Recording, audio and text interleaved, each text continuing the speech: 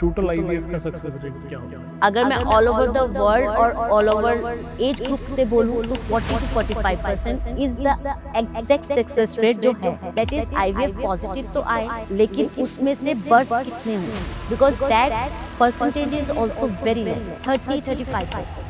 आपने चौंका दिया है, क्योंकि मार्केट में बहुत सारे पोस्टर बैनर हैं 100% आईवीएफ सक्सेस रेट। आईवीएफ 100% होता ही नहीं है और हो भी नहीं सकता। कैच ये है कि करा तो हम लोग 49 ईयर्स तक की फीमेल का भी है, जो कि हेल्दी बेबी को डिलीवर भी करी है, और वो बेबी हाँ एंड ऐसे बहुत से कपल्स 45, 48, 49 की फीमेल्स को हमने डिलीवर किया है। आईवीएफ में जाने से पहले उस कपल को किन चीज़ों की ज़रूरत है? मेल है, वो 2 से 3 महीने 4 महीने में अगर अपना लाइफ स्टाइल सुधार लेता है तो वो चीज़ें बेहतर कर सकता है, लेकिन एक विमेन ऐसा नहीं कर सकती। मैंने ऐसा पढ़ा था, क्या ऐसा है नॉर्मली? एक और कॉस्टिंग में भी ये कि साइकिल पे डिपेंड करती है कि एक साइकिल अगर आईवीएफ का है तो, या फिर कोई पूरा पैकेज होता है कि भाई ठीक है इतने का क्या ये प्रोसेस पेनफुल भी होता है? जेंडर में सबसे ज़्यादा कमी देखने को मिली इस प्रोसेस के दौरान, जिनकी वजह से ही आईवीएफ हुआ। Equal IVF babies are as normal babies, वो भी करवाने से मेल्स जो हैं वो उसको अवॉइड करते हैं कि मैं तो नॉर्मल हूँ, तुम टेस्ट करो। लेकिन आईवीएफ हुआ इसलिए सिजेरियन करना, it is not the right thing, और ऐसा है भी नहीं। ट्रेंड कहें या समय की ज़रूरत की egg freezing, sperm freezing trend में है, ज़रूरी है? देखिए नेचर एक्चुअली नेचुरल तो नहीं है। सरोगेसी का मतलब है कि जो एम्ब्रियो बने हैं, सरोगेसी करने से पहले बहुत सी डॉक्यूमेंटेशन होती है। अभी के टाइम पे आज से 10 साल पहले इतना डॉक्यूमेंटेशन की जरूरत नहीं, जो है वो सिंगल मेल में नहीं किया जा सकता। Single female window, divorce. Masturbation को लेके बहुत ज़्यादा मिथ है। Masturbation will not cause infertility, ये श्योर।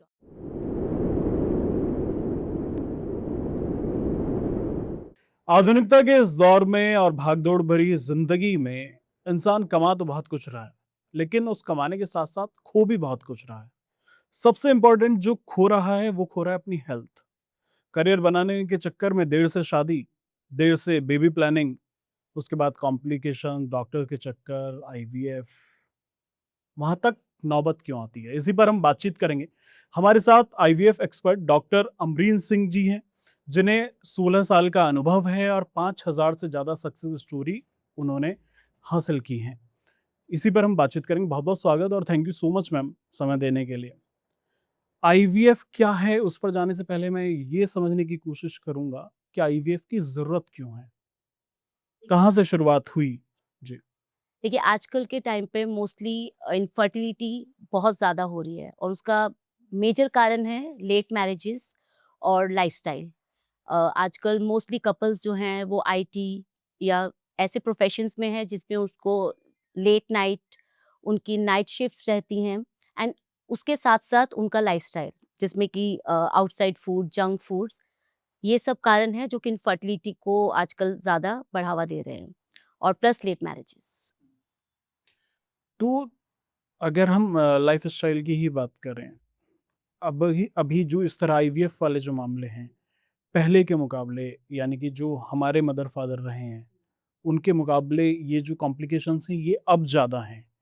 तो अगर इनसे बचना है, आईवीएफ तक नौबत ना आए, उसके लिए क्या करना चाहिए इंसान को? सबसे इम्पॉर्टेंट है डाइट। डाइट, स्लीप और एक्टिविटी, ये मोस्ट इम्पॉर्टेंट है। इनको बहुत लोग इग्नोर कर रहे हैं आजकल, उनको नहीं समझ आ रहा है, क्योंकि ये हमारे जो पेरेंट्स थे उनका एक्टिविटीज़ और उनका डेली लाइफस्टाइल और उनका खाना पीना, दैट वाज सो नेचुरल, और एक्टिविटी वाज वेरी हाई। लेकिन आजकल हम लोग बहुत देर बैठे रहते हैं, और डाइट में because already there is so much infections and already there are so many pesticides, जो कि ड्यूरिंग जब फार्मिंग ही होती है उसी में बहुत से पेस्टिसाइड्स यूज़ किए जाते हैं। वो पेस्टिसाइड्स आज से कुछ साल पहले तक इतनी क्वांटिटी में नहीं यूज़ होते थे। तो मेनली जो डाइट है उसके ऊपर फोकस होना चाहिए, प्लस आपकी एक्टिविटी और स्लीप पैटर्न्स। ये बहुत इंपॉर्टेंट है, जो कि आप किसी भी कपल को या किसी भी यंग फीमेल या मेल को इनफर्टाइल होने से बचा सकता है। एंड उससे ज़्यादा इम्पॉर्टेंट है स्ट्रेस लेवल्स, बिकॉज़ आजकल बहुत से लोग अकेले फ्लैट्स में रहते हैं, न्यूक्लियर फैमिलीज़ हैं। जो स्ट्रेस है वो एक कपल जो है हस्बैंड वाइफ बस आपस में ही बाँट रहे हैं। बट इनिशियली पहले हमारी फैमिलीज न्यूक्लियर फैमिलीज नहीं थी। सो स्ट्रेस को मैनेज करना, अपने फ्रेंड्स को आसपास रखना, अपनी फैमिलीज को आसपास रखना, that can also help. IVF अगर हम बात करें तो जितनी मुझे समझ है, मैं एक्सपर्ट तो नहीं हूँ, पर जितनी मुझे समझ है कि आईवीएफ एक अंतिम चरण है जहाँ पर आप पहुँचकर बेबी की चाह रखते हैं। उससे पहले आईवीएफ तक ना पहुँचा जाए, उससे पहले क्या-क्या प्रोसेस हैं कि जिनसे लोग बच सकते हैं?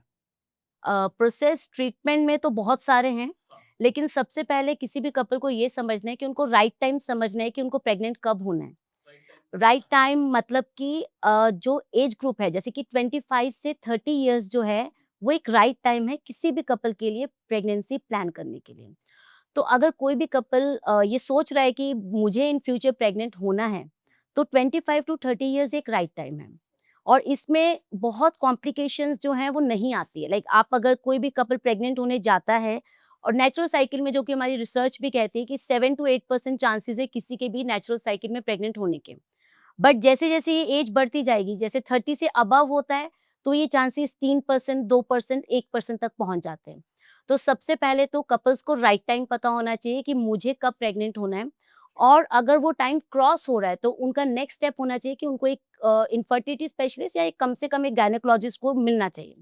सो दैट उनके कुछ प्रिलिमिनरी टेस्ट हो जाएँ, जिससे कि उनको ये पता चल जाए कि अगर वो डिले भी कर रहे हैं, तो उनको आगे चल के आईवीएफ में जाके लैंड नहीं करना पड़ेगा। कुछ इनिशियल ट्रीटमेंट से ही वो प्रेग्नेंट हो सकते हैं। आपने कहा कि 25 से 30 तक अगर प्लान करते हैं तो सब ओके हो जाएगा। अगर 30 से 35 क्या रेशो है, क्या परसेंटेज है? और 35 से 40 और आफ्टर 40 क्या है?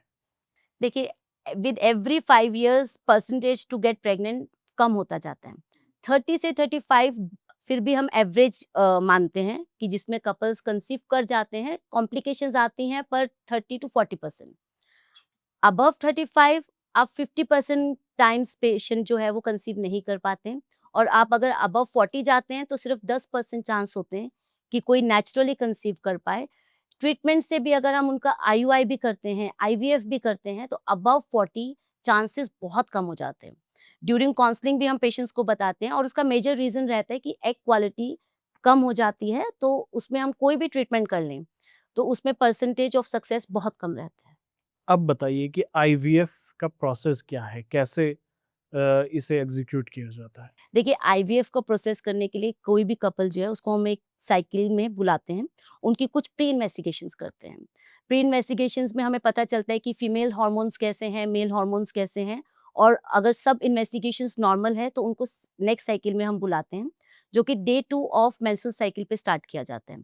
कुछ इंजेक्शंस दिए जाते हैं जो कि रेगुलरली उनको हम देते हैं, और ऑलमोस्ट 13 डे पे एक छोटा प्रोसीजर होता है जिसको हम एग रिट्रीवल कहते हैं।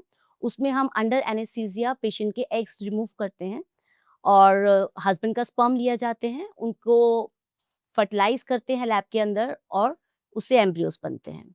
सो ये एक मेजर फर्स्ट स्टेप है जिसमें कि फीमेल के एग्स लिए जाते हैं और एम्ब्रियोज़ बनाए जाते हैं।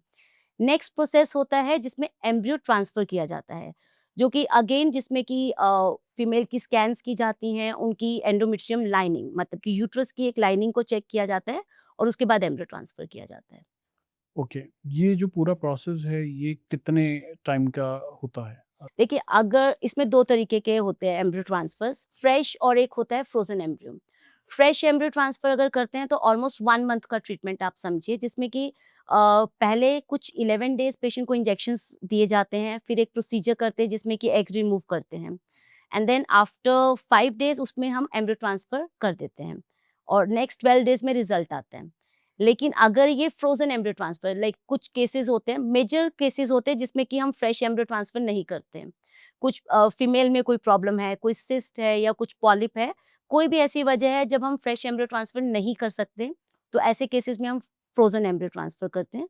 तो उसमें 1 मंथ का गैप आता है, तो आप समझिए कि 2 मंथ्स का टाइम टोटल होता है। ओके, मैं जब इसके बारे में पढ़ रहा था तो मुझे कुछ मिले टाइप्स आईवीएफ के। मैं वो समझना चाहूँगा कि जैसे मिनी आईवीएफ है, नेचुरल आईवीएफ है और आईसीएसआई, ये थोड़ा-सा तीनों के बारे में। देखो, मिनी आईवीएफ एक टर्म है जिसमें कि हम कुछ पेशेंट्स पे सिर्फ इसको यूज़ करते हैं, जिसमें इंजेक्शंस की डोज़ कम दी जाती है। अगर किसी एक नॉर्मली हम 300 या 375 डोज दें अगर इन पेशेंट्स को, लेकिन मिनी आईवीएफ में वो डोज को 150 कर दिया जाता है और इसका यूज़ बहुत रेयर होता है। मैं खुद अपनी प्रैक्टिस में इतने सालों से इसका यूज़ बहुत कम करते हैं क्योंकि इसका सक्सेस रेट कम है और सिर्फ ये उनमें किया जाता है जिनका एएमएच का मतलब है कि एग्स, अगर किसी की फीमेल की बॉडी में एग्स बहुत कम रहते हैं और प्रोबेबिलिटी हमें कम है कि इसके एग्स ग्रो करेंगे या नहीं, तो उसमें मिनी आईवीएफ किया जाता है। और सेकंड आपने पूछा आईसीएसआई, दैट इज इक्सी, उसको हम इक्सी बोलते हैं। वो उसका फुल फॉर्म अगर आपको बताऊं तो इंट्रासाइटोप्लाज्मिक स्पर्म इंजेक्शन, मतलब कि आईवीएफ का, पहले मैं आपको आईवीएफ समझाती हूँ कि आईवीएफ में क्या करते हैं। अगर एग रिट्रीव होते हैं तो उनको एक डिश में रखा जाता है, सभी एग्स को रख देते हैं और स्पर्म हस्बैंड के लेते हैं, सीमेन को वॉश किया जाता है और उसमें से कुछ ड्रॉप सीमेन के लेके उसमें ड्रॉप को डाल दिया जाता है सो दैट वो एग्स को अपने आप फर्टिलाइज करते हैं। एक नेचुरल प्रोसेस है, उसको हमने साइमुलेट किया है आउटसाइड द बॉडी। जो हम नेचुरल आईवीएफ की बात कर रहे थे। ये नेचुरल आईवीएफ नहीं है, ये आईवीएफ है। आईवीएफ में बॉडी के बाहर एग्स और बॉडी के बाहर स्पर्म्स को रख दिया जाता है, लेकिन जो फर्टिलाइजेशन होता है वो अपने आप होता है। इक्सी में क्या होता है, हम एक एग लेते हैं और एक स्पर्म उठाते हैं और वो स्पर्म को उस एग के अंदर एक नीडल के द्वारा इंजेक्ट कर दिया जाता है और उसके बाद उसको इंक्यूबेटर में रखते हैं, फिर वो एम्ब्रियो बनता है। सो दोनों में एक डिफरेंस है, इसमें सेल्फ स्पर्म्स जो है वो खुद से एग को जाके फर्टिलाइज करेंगे, उसमें फर्टिलाइजेशन थोड़ा कम होता है कभी कभी, तो फर्टिलाइजेशन रेट कम हो जाता है। लेकिन इक्सी में क्योंकि एक एग है और एक स्पर्म है तो फर्टिलाइजेशन के चांसेस ज्यादा होते हैं उसमें। और नेचुरल साइकिल आईवीएफ एक्चुअली नहीं कोई भी गायनेकोलॉजिस्ट या आईवीएफ स्पेशलिस्ट यूज करते हैं। इसमें है कि आपने पेशेंट को सिर्फ कॉल किया है और उनके एग्स जो है सेल्फ ग्रो करने हैं, उसमें से जब वो फुल ग्रो कर जाते हैं उसको हम रिट्रीव करते हैं, बट ये रेयरली यूज किया जाता है और इसके सक्सेस रेट भी नहीं है ज्यादा। टोटल आईवीएफ का सक्सेस रेट क्या होता है? अगर मैं ऑल ओवर द वर्ल्ड और ऑल ओवर एज ग्रुप से बोलूं तो 40 to 45% is the exact success rate जो है और इसी के ऊपर पेशेंट्स को काउंसिल भी किया जाता है। But then the IVF success rate changes with every age group. जैसे कि अगर आप मेरे को 25 से 30 का कोई पेशेंट बताएंगे so that success rate would be 80 to 85%, because egg quality is good, sperm quality भी अच्छी रहती है। 30 से 35 की ऊपर जाएंगे तो वो सक्सेस रेट हर एज ग्रुप के साथ 10% कम होता जाता है। सो इसमें बहुत से फैक्टर्स होते हैं और एक्चुअली मैं कभी भी अगर लैब का सक्सेस रेट जानना चाहती हूँ तो मैं हमेशा लाइव चाइल्ड बर्थ रेट देखती हूँ। दैट इज आईवीएफ पॉजिटिव तो आए लेकिन उसमें से बर्थ कितने हुए, because that percentage is also very less, 30-35%। अगर हमने 100 आईवीएफ किए हैं, पॉजिटिव आ जाएंगे, मेरी लैब का भी 80-85-75, and then how many of them are delivered. और हमारा as such when I see my own studies या डाटा देखते हैं so we have very good child birth rate.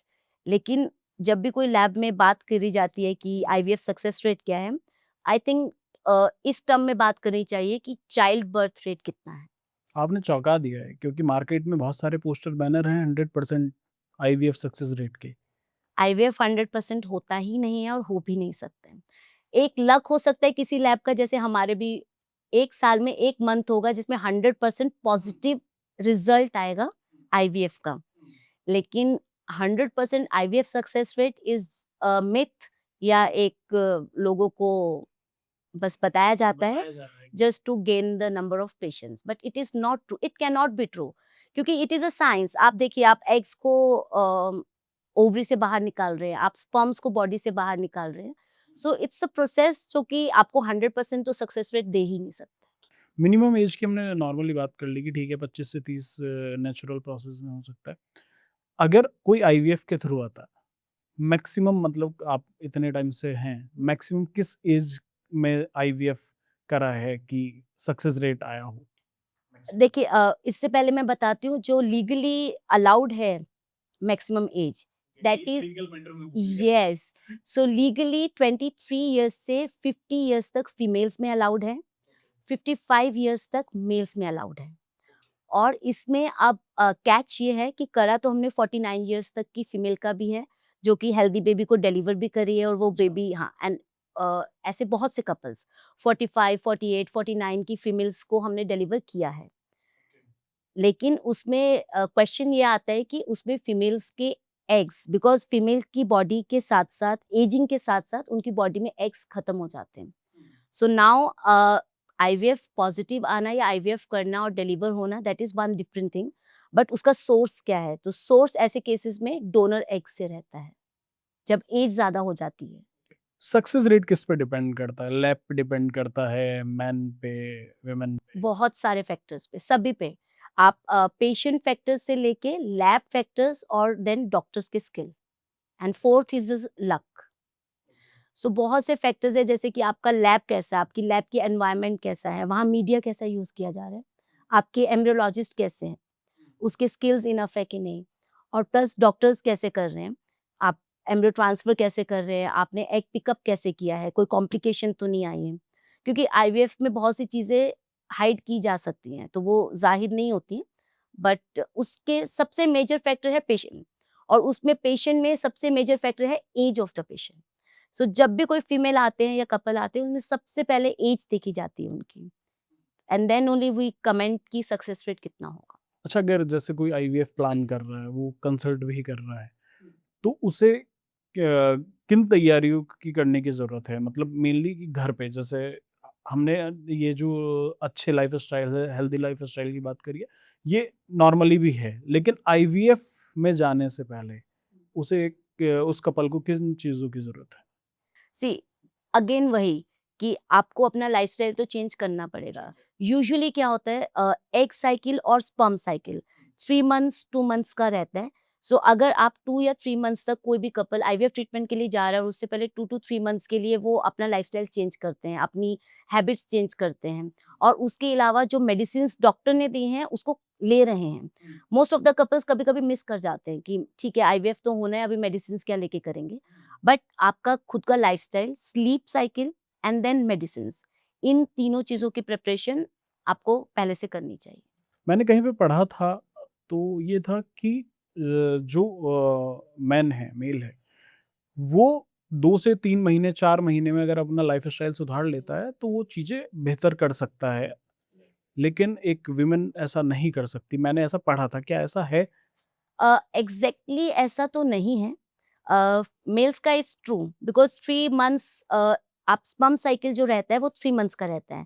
तो अगर एक नॉर्मल लैंग्वेज में बताऊँ कि अगर एक सीड है वो स्पर्म बनने तक उसको 3 मंथ्स लगते हैं। सो दैट मीन्स अगर एक मेल 3 मंथ्स तक अपना लाइफ़स्टाइल अच्छा कर लेता है तो काफ़ी हद तक अपना स्पर्म्स क्वालिटी को इम्प्रूव कर लेता है। फीमेल्स में मेजर फैक्टर जो है क्वालिटी के लिए वो एज है। लेकिन एज के साथ-साथ अगर वो 2 टू 3 मंथ्स अपना लाइफ़स्टाइल भी अच्छा करती है, अगर स्मोकिंग कर रहे हैं तो स्मोकिंग छोड़ रहे हैं, अल्कोहल ले रहे हैं तो वो अल्कोहल छोड़ रही है और अपना लाइफ़स्टाइल और स्ट्रेस को रिड्यूस कर रही है, तो 30 टू 40% इम्प्रूवमेंट हो सकता है। मेल्स में 80% इम्प्रूवमेंट होता है। मैंने ये आप मुझे थोड़ा जानकारी दीजिएगा। मैंने कहीं ये भी सुना था कि जैसे स्पर्म है, तो स्पर्म तो 3 मंथ के साइकिल में ठीक हो जाएगा। बट जो एग हैं, वो बनते नहीं हैं, शायद वो रिज़र्व होते हैं, जिन्हें आप बर्बाद अपने लाइफ़स्टाइल में कर चुके होते हैं। उन्हें दोबारा बनाना पॉसिबल नहीं है, क्या ऐसा है? एक्चुअली बर्बाद लाइफ स्टाइल तो नहीं बोलेंगे उसको। एक्चुअली क्या है, एक बायोलॉजिकल क्लॉक है हर फीमेल की बॉडी में। और हर साइकिल में एक एग जो है बॉडी से निकल जाता है, उसको बोलते हैं कि वो ओव्यूलेशन होता है और वो बॉडी से बाहर आ गया, मतलब ओवरी से बाहर आ गया, और एक फिक्स रिजर्व हर फीमेल की बॉडी में रहता है। तो अगर उस फीमेल का रिजर्व इतना है कि वो 35 की एज में जाके डिप्लीट करना है, मतलब कम होना है, तो वो हो जाएगा। उसमें सिर्फ क्वालिटी को इसमें 2 चीज़ें, क्वांटिटी एंड क्वालिटी। फीमेल्स में क्वांटिटी एंड क्वालिटी दोनों देखी जाती है। सो क्वांटिटी जो रिड्यूस होनी है वो तो रिड्यूस होगी, उसको आप कुछ नहीं कर सकते। लेकिन क्वालिटी को आप इम्प्रूव कर सकते हो कि अगर आपकी आईवीएफ ट्रीटमेंट में डॉक्टर को 3 एग्स भी मिल रहे हैं, सो वो जो एग्स हैं अच्छी क्वालिटी के होने चाहिए, सो दैट जो एम्ब्रियो बने वो बेस्ट क्वालिटी के रहे। So quality can be changed but quantity can not be changed in females, it's like that. और वो लाइफस्टाइल चाहे अच्छा भी रहेगा फीमेल का, तो भी उसका एएमएच रिड्यूस होना ही है। इट्स नॉट कि अगर अगर कोई फीमेल है, वो बहुत अच्छा लाइफस्टाइल है उसका, योगा कर रही है, बहुत अच्छी स्लीप ले रही है, ग्रीन वेजिटेबल्स ले रही है, everything is perfect, still with age her eggs will reduce, उसके एग्स कम होने ही हैं, that can not be stopped. IVF के में अगर हम बात करें तो आईवीएफ और टेस्ट ट्यूब बेबी में क्या अंतर है? सेम है, पुराने ज़माने में उसको टेस्ट ट्यूब बेबी कहा जाता था। ट्यूब इसलिए कहते थे कि जो मैंने आपको बताया, एक डिश के अंदर एग्स को और स्पर्म्स को रखा जाता है, तो जब उसको उसको शो करते थे लोगों को कि कैसे बनेंगे, तो वो एक डायग्राम आता था, ऐसे ट्यूब दिखाते थे। सो वो उसका नाम हो गया टेस्ट ट्यूब बेबी, कि वो ट्यूब के अंदर बेबी बन रहा है। That is the true depiction of that. लेकिन it is not tube, it is ये ट्यूब में नहीं बनते हैं, ये एक डिश रहता है, उसमें सिर्फ एम्ब्रियोज़ बनते हैं। क्योंकि अभी भी जो इंडिया टायर 3 है, वहाँ वहाँ अभी भी ये मिथ है कि टेस्ट ट्यूब बेबी और आईवीएफ दोनों अलग हैं। टेस्ट ट्यूब बेबी एक ट्यूब में बेबी तैयार होता है। हाँ, ये इसीलिए ये पहले आप पहले बहुत पुराने, जब मैं छोटी थी, तो जो आईवीएफ हॉस्पिटल्स होते बहुत कम होते थे। एक एक सिटी में कोई एक होता था, वहाँ टेस्ट ट्यूब बेबी ही लिखा जाता और ट्यूब की एक फ़ोटो बनाई जाती, उसके अंदर एक बेबी होता था। But that is not true, वो सिर्फ़ एक नाम दिया गया है उसको। It is same, IVF and test tube baby, अगर मैं लेमैन के लिए बात करूँ तो वो सेम है। आईवीएफ की कॉस्टिंग क्या है नॉर्मली? एक और कॉस्टिंग में भी ये कि साइकिल पे डिपेंड करती है कि एक साइकिल अगर आईवीएफ का है तो, या फिर कोई पूरा पैकेज होता है कि भाई ठीक है इतने में हो जाएगा? सी आईवीएफ, क्योंकि डिफरेंट डिफरेंट है हर जगह पे। देखिए एग्जैक्ट कॉस्टिंग तो कोई भी नहीं बता पाएगा, बिकॉज हर पेशेंट का जो डिमांड रहता है अबाउट द इंजेक्शंस, उसकी मेडिसिन क्या जानी है, मोस्टली डिफरेंट रहती है। बट अगर मैं आपको ऑन एन एवरेज बताऊं तो 1.8 टू 2 लैक्स, ये एक नॉर्मल एक रेंज है जिसके अंदर की पेशेंट के इंजेक्शंस और ट्रीटमेंट करा जा सकता है।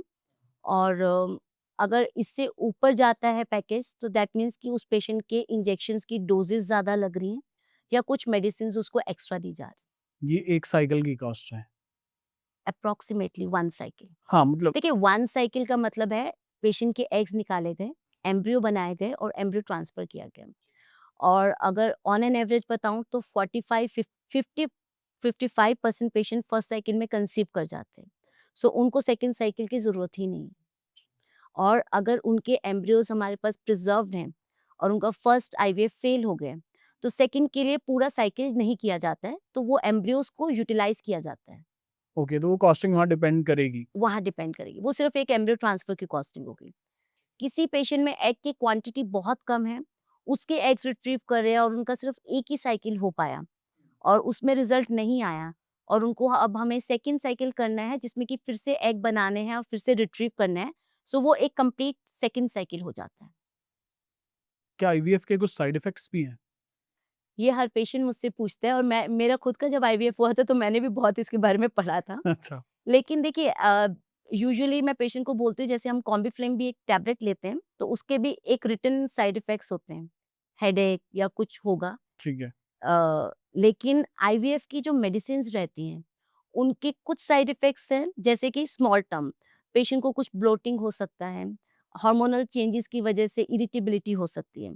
बट अगर आप कुछ बहुत मेजर साइड इफेक्ट के बारे में बात करो, तो ऐसा ऐसा कोई साइड इफेक्ट नहीं है उसका। क्या ये प्रोसेस पेनफुल भी होता है? देखिए इंजेक्शंस लगते हैं फीमेल को डेली, सो वो पेन परसेप्शन पे डिपेंड करता है कौन कितनी पेन परसेप्शन है। जो एग रिट्रीवल होता है वो अंडर एनेस्थीसिया है, तो उसमें कोई पेन नहीं होता है। पेशेंट यूजुअली वॉक करके घर वापस जाते हैं, जैसे अभी प्रोसीजर हुआ है, आफ्टरनून में पेशेंट को डिस्चार्ज करते हैं, पेशेंट वॉक करके घर चले जाते हैं। और एम्ब्रियो ट्रांसफर भी कोई पेनफुल प्रोसेस नहीं है, ओपीडी प्रोसीजर है, बिना एनेस्थीसिया के किया जाता है।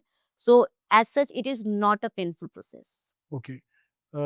अगर देखें तो ये आप इतने समय से हैं, सबसे ज़्यादा जो वजह रहेंगी, मतलब अगर हम कौन से जेंडर में सबसे ज़्यादा कमी देखने को मिली इस प्रोसेस के दौरान जिनकी वजह से ये आईवीएफ हुआ? Equal, female and male both equal. जितने फीमेल इनफर्टिलिटी के पेशेंट्स होते हैं, उतने ही मेल इनफर्टिलिटी भी हैं, और ये ट्रू है, सही है। दोनों के जो रीज़न है वो सेम है इनफैक्ट? डिफरेंट, जैसे कि फीमेल में कुछ कारण रहेंगे, अलग-अलग कारण रहेंगे। मेल्स में मेजरली एक ही कारण रहेगा कि स्पर्म नंबर नहीं है, स्पर्म की क्वालिटी अच्छी नहीं है, स्पर्म का मॉर्फोलॉजी, बहुत से फैक्टर्स होते हैं जिनको देखा जाता है, या स्पर्म्स ही नहीं है। ओके। सो ये बाय रिसर्च भी अगर देखा जाए तो इतना ही है, और अगर मैं अपनी प्रैक्टिस की बात करूँ तो ऑलमोस्ट इक्वल ही है ये, परसेंटेज इक्वल ही है मेल फीमेल। आप हमारे व्यूअर्स को बताइए, जो आपने अभी बताया कि मेल के क्या रीज़न्स हैं और फीमेल के क्या रीज़न्स हैं और कैसे बेटर करा जा सकता है? अ, शायद तुमने बात कर ली। देखिए ये दोनों दोनों के लिए, मेल और फीमेल के लिए दोनों कॉमन ही हैं चीज़ें। लाइफ़स्टाइल, ईटिंग पैटर्न्स, आपका स्लीपिंग पैटर्न, और इसके अलावा रिक्रिएशनल चीज़ें जो आजकल बहुत से यंग बच्चे करते हैं, रिक्रिएशनल ड्रग्स या सिगरेट, स्मोकिंग, अल्कोहल। और इसके अलावा टाइमिंगली, लाइक टाइम आपका when you are getting married, तो आप डिसाइड कीजिए कि आपको कब यू वांट अ प्रेगनेंसी या you want a baby. So pre knowledge की प्रेगनेंसी कब करना है, इसका नॉलेज होना बहुत ज़रूरी है जो यंग कपल्स हैं। That can only avoid infertility in future. जब आईवीएफ के केस आते हैं आपके पास, तो क्या जेंडर के को लेकर डिमांड होती है, या कि बेबी ऐसा दिखना चाहिए, ब्लू आईज़ हों, ऐसे ब्राउन हेयर्स हो, ऐसा कुछ होता है? अब यूजुअली नहीं, अभी इंडियन कपल्स में तो ऐसा कोई डिमांड नहीं देखते कि लुक्स कैसी होनी चाहिए, क्योंकि वो चाहते हैं वो हमारे जैसे ही दिखे, जो कपल है वो चाहता है मेरे जैसा ही दिखे। बट येस, मेल फीमेल की डिमांड्स होती है, but that is not done, वो नहीं किया जाता है और ना ही कर सकते हैं, क्योंकि लीगली अलाउड नहीं है, और देयर आर नो वेज कि उसमें हम एम्ब्रियोज में मेल फीमेल को हम देख पाएँ। जेनेटिकल टेस्टिंग होती है एम्ब्रियोज की to see male and female, but that can only be done legally अगर किसी कपल में ऐसा कोई डिजीज है जो कि मेल मेंबर्स में रन करते हैं। सिर्फ ऐसे केसेस में या फीमेल्स में रन करते हैं, तो उसमें हम उसको एम्ब्रियोज को जेनेटिकल टेस्टिंग के लिए भेजते हैं, और उसमें देखा जाता है कि ये मेल है या फीमेल है। But that is solely and only done for these diseases. उसके अलावा कोई भी कपल का फीमेल या मेल बेबी के लिए अगर प्रेफरेंस है तो वो नहीं, उसको हम फुलफिल नहीं कर सकते। ओके। मैं अपने जानने वालों में जिन्होंने आईवीएफ कराया, जिन्हें जानता हूँ, ट्विन्स को लेकर ऐसा है, मोस्टली ट्विन्स ही होते हैं या ऐसा कुछ? 35%, 25 to 35% ट्विंस होते हैं, अदरवाइज बाकी सिंगल होते हैं। ओके। मतलब मैं जितनों को जानता हूँ उनके ट्विन्स ही हैं, तो मुझे लगता है कि मेरे खुद के भी ट्विन्स हैं। सो लेकिन परसेंटेज मैं आपको अगर बताऊं, इट्स अ ट्रू परसेंटेज, मेरे खुद के भी डाटा के अकॉर्डिंगली, और ऐसे भी 25 to 30%। ये क्या डॉक्टर पे डिपेंड करता है या पूरे प्रोसेस पे डिपेंड करता है कि ट्विन्स होंगे या सिंगल हो? ये प्रोसेस पे, प्रोसेस मतलब यूजुअली क्या होता है, 2 एम्ब्रियोज ट्रांसफर किए जाते हैं फीमेल में। अब 35% ये होता है कि वो दोनों ग्रो कर गए और वो दोनों बेबी में कन्वर्ट हो गए, बट बाकी रेस्ट ऑफ द कपल्स में वो एक ही एम्ब्रियो ग्रो करता है, तो सिंगल बेबी होता है। ये भी मतलब ऊपर वाले के। ऊपर वाले के, ये डॉक्टर के हाथ में नहीं होता है। बहुत से हमारे इंटरनेशनल कपल्स होते हैं, वो कहते हैं मुझे तो ट्विंस चाहिए, और वो आते ही इसलिए मुझे ट्विंस चाहिए, बट उनको हम समझाते हैं दैट परसेंटेज इतना ही है और वो इतना ही रहेगा। चाहे मैं 3 एम्ब्रियोज भी डाल दूँगी, तो 4 भी डाल दूँगी, तो परसेंटेज यही रहेगा। तो उसमें डॉक्टर का कोई हाथ नहीं। ओके। और ये भी होता है कि जैसे आईवीएफ वाले बेबी होते हैं, उनके लिए कुछ कहा जाता है कि ये थोड़े से डिफरेंट होते हैं नॉर्मल, क्या ऐसा ही है या सिर्फ ये मिथ है? ये मिथ है, बिल्कुल मिथ है। IVF babies are as normal babies, क्योंकि सब प्रोसेस तो बॉडी के अंदर ही हो रहा है। बेबी जो है वो फीमेल बॉडी के अंदर ही ग्रो कर रहा है। सिर्फ उसका प्रोसेस जस्ट एम्ब्रियो मेकिंग तक जो है वो आउटसाइड द बॉडी है। और ऐसे अभी अभी तक मेरे करियर में जो बच्चे मेरे को मिलते हैं, मेरे खुद के बच्चे, आते हैं बच्चे, पेरेंट्स अपने बच्चों को लेके आते हैं, और स्टडीज़ भी कहती हैं कि ऐसा कुछ भी नहीं है कि आईवीएफ बेबी या नॉर्मल प्रेगनेंसी से जो बेबी होते हैं वो डिफरेंट होते हैं। They are absolutely same and equal. Infertility को लेकर इंडिया में अभी भी बात नहीं करी जाती है, बहुत लोग छिपाते हैं, शर्मिंदगी महसूस करते हैं।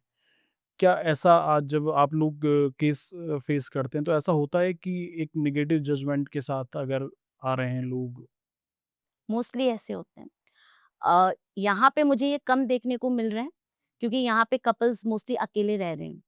सो उनको मेरे ओपीडी में आने तक उनको कोई ऐसी बात नहीं होती है कि उनको मेरे से डिस्कस करना है। बट जब गाँव से पेशेंट आते हैं, तो उनके मदर इन लॉ, उनके फादर इन लॉ, वो सब साथ में होते हैं। तो यूजुअली मोस्टली कपल्स में से कोई एक मेरे को आके बोलेगा कि मैम जो भी प्रॉब्लम होगी आप मुझे अकेले में बताना, बिकॉज़ उनके पेरेंट्स साथ में हैं। सो ये एज़ सच अभी हमारे अर्बन एरियाज़ में तो नहीं है, लेकिन रूरल एरियाज़ में आज भी ये प्रॉब्लम है। फीमेल और मेल्स, अगर मेल में प्रॉब्लम है, तो वो आप डिस्कस करना, उससे पहले आपको उनसे परमिशन लेना पड़ेगा, क्योंकि उनके मदर और फादर आके बैठेंगे, आप उनको नहीं बता सकते कि ये प्रॉब्लम है। क्या ऐसा भी होता है कि जो मेल हैं वो टेस्ट कराने से भी बचते हों? यस।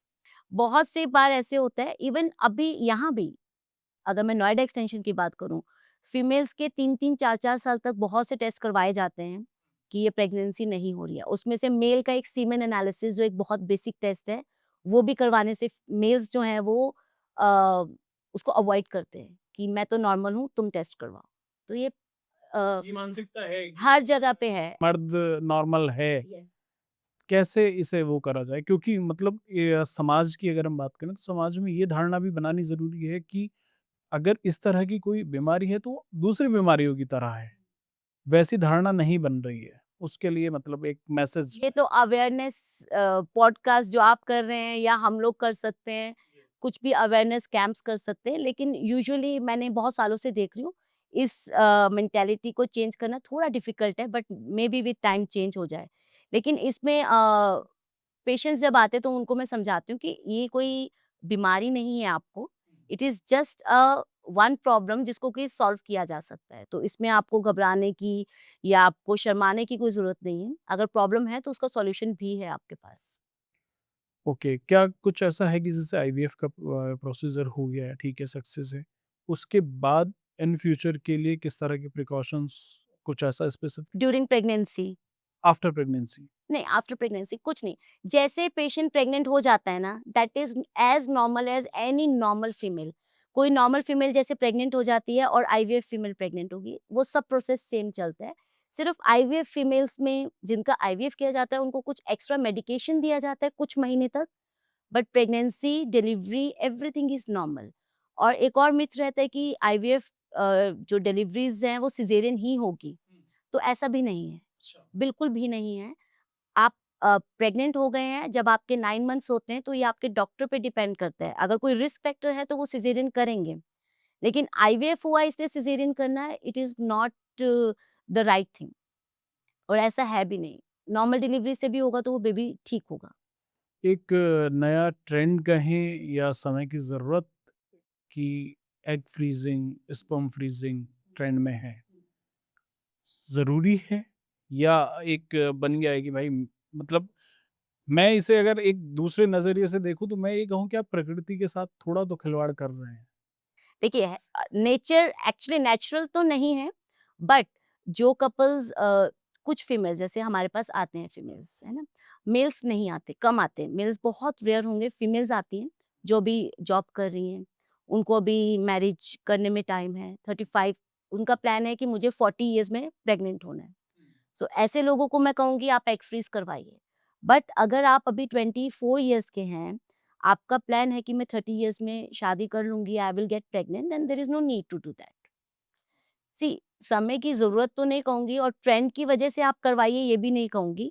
बट आप अपना, अगर आपका कुछ प्लानिंग्स ऐसे हैं जो आपको लग रहा है कि सब कुछ डिले हो रहा है, तो आप एग फ्रीज़िंग करवाइए, कोई बुराई नहीं है उसमें। एग फ्रीजिंग और स्पर्म फ्रीजिंग टायर 1 के लोगों में ज़्यादा है इंडिया में, क्योंकि उन्होंने मान लिया। उनको पता है, उन now they are knowing this thing. Egg freezing के लिए उनको पता है कि एड्स देख रहे हैं, सो उनको पता है। गाँव में ये नहीं पता है लोगों को। कॉस्टिंग क्या है एग फ्रीजिंग और स्पर्म फ्रीजिंग की, और कितने टाइम तक के लिए आप इसे फ्रीज कर सकते हैं? देखिए फ्रीज तो कितने भी सालों के लिए कर सकते हैं। लीगली 10 इयर्स के लिए अलाउड है। अगर 10 इयर्स से बियॉन्ड कोई करना चाहता है तो वो एक गवर्नमेंट से हमें अप्रूवल लेना पड़ता है। अदरवाइज़ क्वालिटी या क्वांटिटी में कोई फ़र्क नहीं आता है अगर फ्रीजिंग की जाती है। लेकिन सेकंड क्वेश्चन क्या था?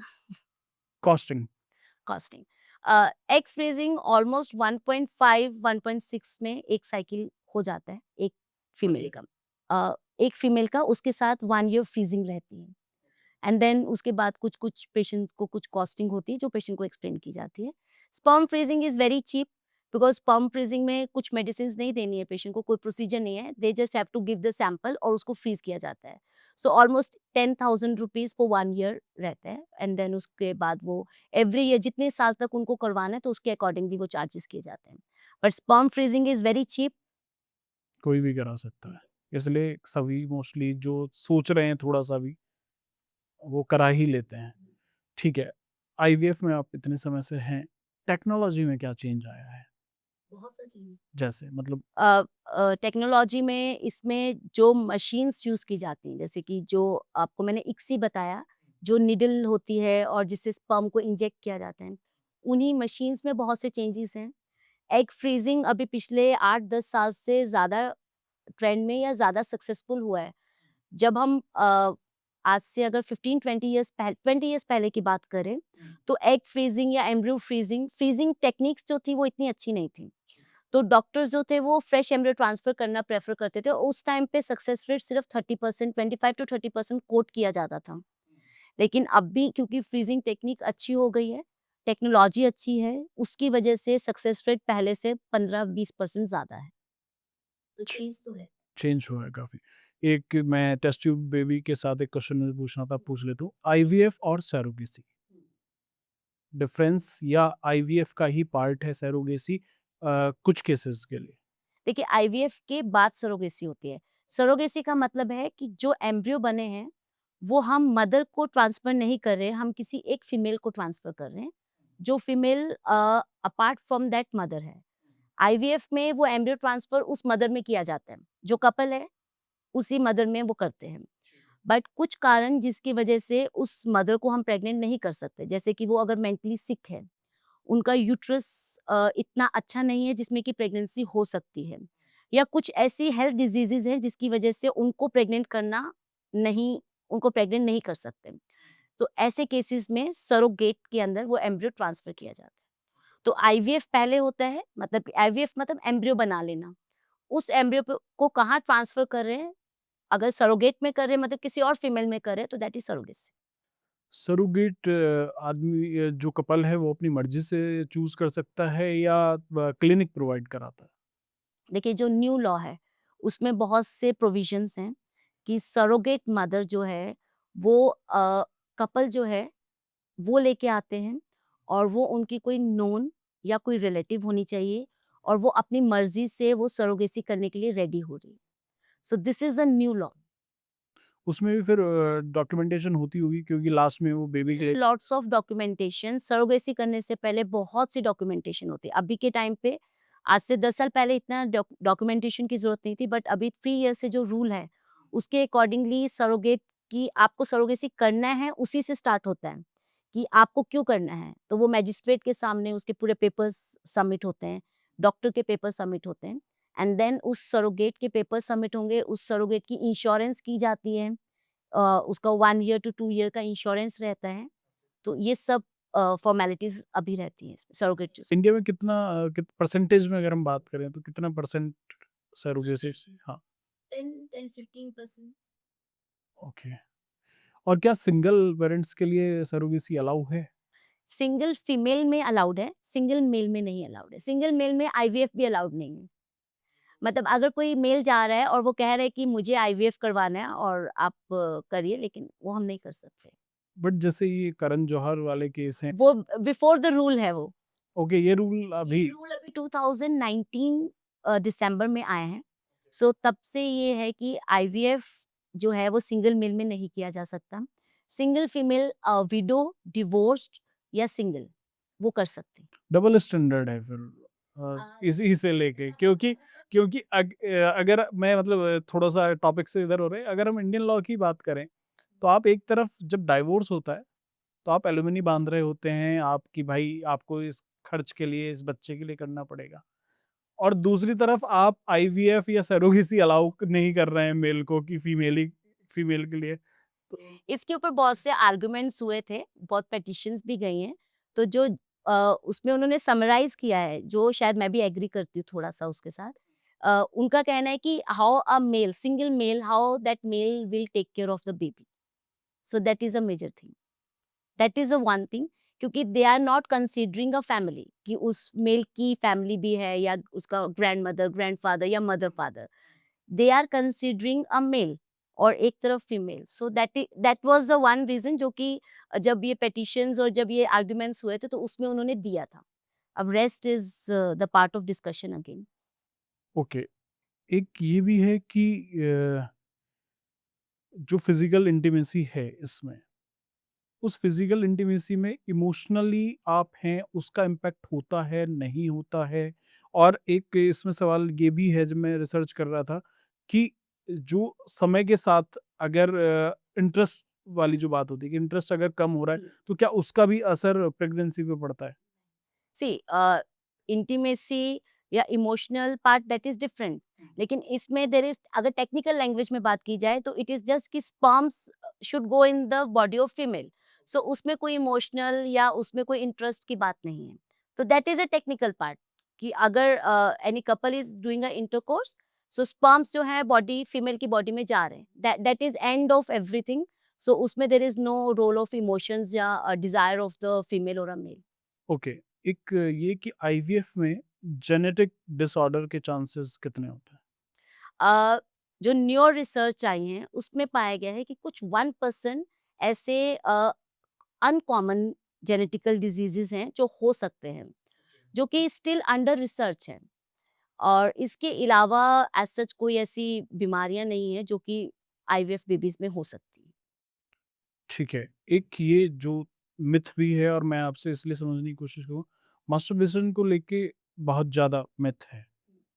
आईवीएफ के केसेस जो होते हैं, उनमें आपको इसका रोल कितना नज़र आ रहा है कि कितना इम्पैक्ट है?